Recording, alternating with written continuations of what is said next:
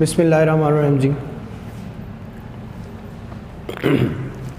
हमारा आज का क्वेश्चन है बेटा,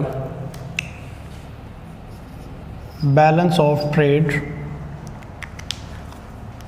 और बैलेंस ऑफ पेमेंट क्या होता है और इन दोनों का डिफरेंस क्या होता है और इन दोनों को ठीक कैसे किया जा सकता है।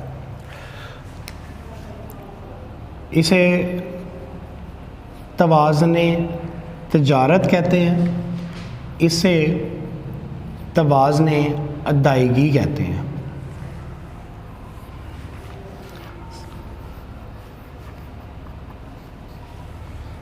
क्वेश्चन इन दोनों का डिफरेंस भी है, पहले समझ लीजिए ये होता क्या है।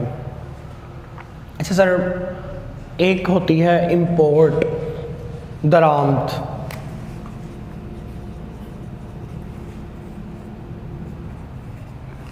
एक होती है एक्सपोर्ट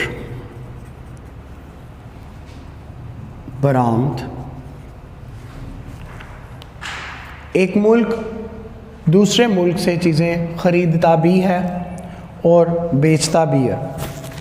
ख़रीदने को कहते हैं इंपोर्ट करना और किसी out of the country sell करने को कहते हैं एक्सपोर्ट करना, बरामद करना।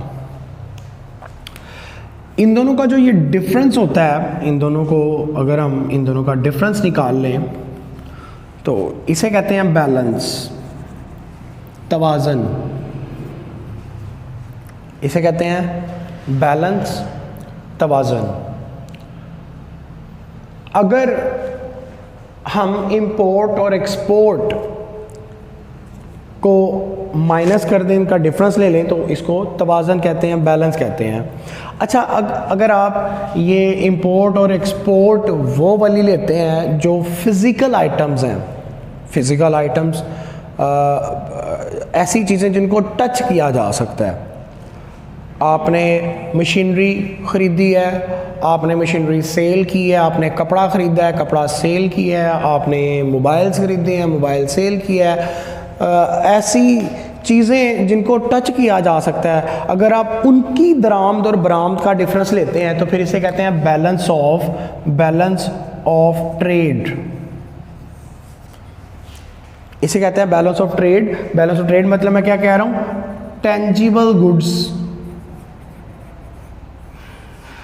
टेंजिबल गुड्स का डिफरेंस जिन्हें टच किया जा सकता है। अच्छा, अगर आप इसमें इस टेंजिबल गुड्स में प्लस इनटेंजिबल गुड्स भी ऐड कर देते हैं, मतलब आप कहते हैं कि सर टोटल क्या ख़रीदा गया और टोटल क्या बेचा गया, इन दोनों का डिफरेंस ले लेंगे तो इसे कहते हैं बैलेंस ऑफ पेमेंट। इसे कहते हैं बैलेंस ऑफ पेमेंट। एक एग्जांपल दूंगा, इंशाल्लाह समझ आ जाएगी।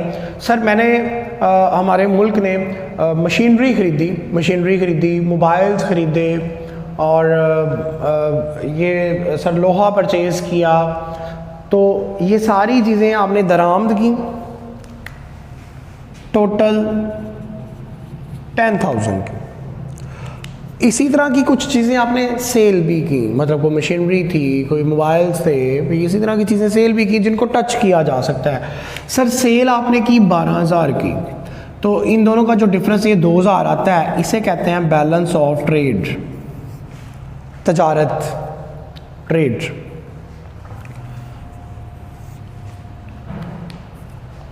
सेकंड, सर आपने 10,000 की तो ये वाली चीज़ें खरीदी हुई थी ना जिनको टच किया जा सकता है।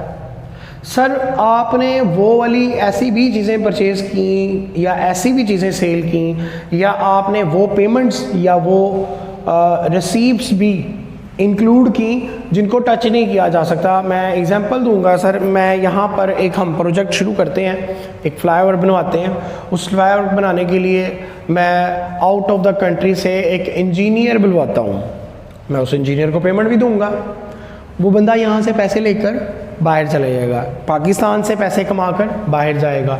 तो दूसरे अल्फाज में यूँ कहा जा सकता है कि पाकिस्तान ने पेमेंट की है किसी दूसरी कंट्री को।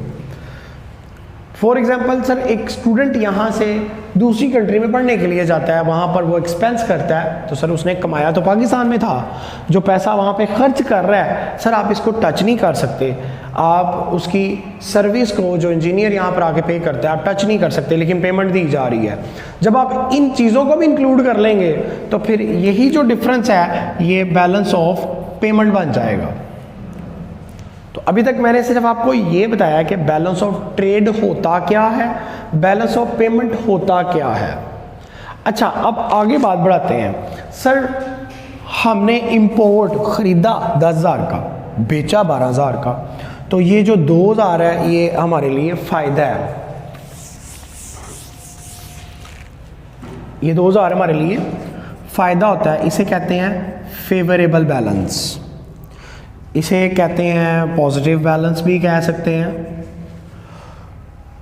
इसी तरह अगर आपने 10,000 की चीज़ें ख़रीदी हैं और 7,000 सेल किया है, 7,000 आपने टोटल रिसीव किया और पेमेंट आप 10,000 की दे रहे हैं, तो ये जो 3,000 डिफरेंस है ये खसारा, इसे कहते हैं जी अनफेवरेबल बैलेंस, यानी कि नेगेटिव बैलेंस। उर्दू में बात करूं तो इसको खसारे का बैलेंस कहते हैं जी। ये खसारे का जो है वो निकल आया, हमारा खसारा में नुकसान हो गया।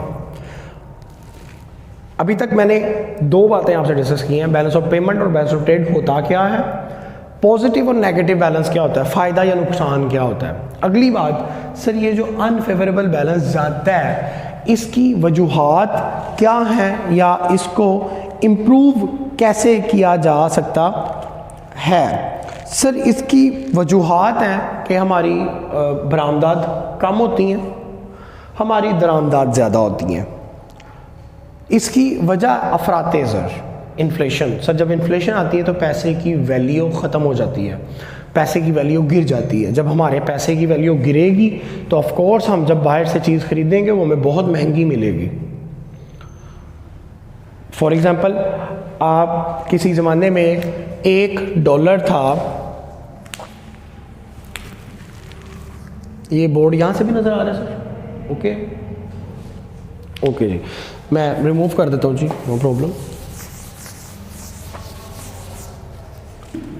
सर $1 जो है ना वो ₹60 के इक्वल है, $1 ₹60 का है। ये एक डस्टर मैं इंपोर्ट करता हूँ और ये डस्टर मुझे $1 का मिलता है, तो मैं यूँ कह सकता हूँ कि ये एक डस्टर मुझे ₹60 का मिलता है क्योंकि ये डॉलर का है। वक्त गुजरा, इन्फ्लेशन आई, अफराते ज़र आया, मेरे पैसे की वैल्यू कम हो गई, मेरा पैसा कम हुआ तो सर अब $1 हो गया ₹80 का।